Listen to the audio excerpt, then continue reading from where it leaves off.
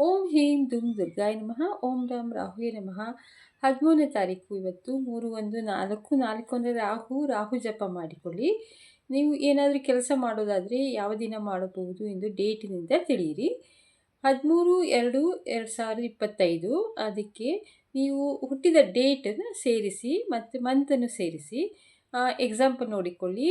4/3 ಇವತ್ತಿನ ಡೇಟು 13, ಹಿಂದಿನ ತಿಂಗಳು 12ನೇ ತಿಂಗಳು ಮತ್ತು ವರ್ಷ 2025 ಎಲ್ಲ ಆ್ಯಡ್ ಮಾಡಿ ಸೇರಿಸಿ ಕೂಡಿಸಿ 2, 5, 7, 14 ಆಗುತ್ತದೆ. 1 + 4 5 ಬರುತ್ತದೆ. 5 ನಂಬರ್ಗೆ ಏನು ವಿವರ ಇದೆ ನೋಡಿಕೊಳ್ಳಿ.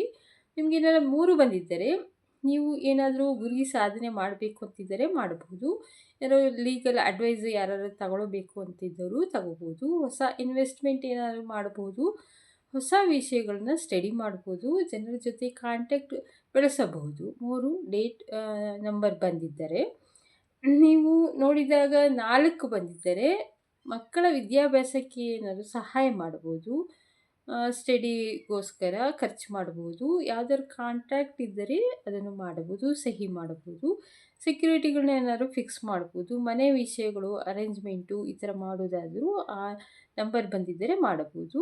ಯಾರು ಡಾಕ್ಟ್ರುಗಳನ್ನ ಭೇಟಿ ಮಾಡೋದಿದ್ದರೂ ಮಾಡಬಹುದು. ವ್ಯವಸಾಯ ಅಥವಾ ಕೃಷಿಗೆ ಸಂಬಂಧಪಟ್ಟಿದ ಕೆಲಸವನ್ನು ಆ ಡೇಟ್ ಬಂದಾಗ ಮಾಡಬಹುದು. 5 ಬಂದಿದ್ದರೆ ಸಂತೋಷ ಕೂಟ ಅಂದರೆ ಪಾರ್ಟಿ, ಮಕ್ಕಳ ಜೊತೆ ಏನಾದರೂ ಸುತ್ತಾಟ ಮಾಡೋದಾದರೆ, ಪಾರ್ಟಿಗೆ ಹೋಗೋದಾದರೆ, ಟ್ರಿಪ್ಗೆ ಹೋಗೋದಾದರೆ ಈ ದಿನ 5 ನಂಬರ್ ಬಂದಿದ್ದರೆ ಒಳ್ಳೆಯದು.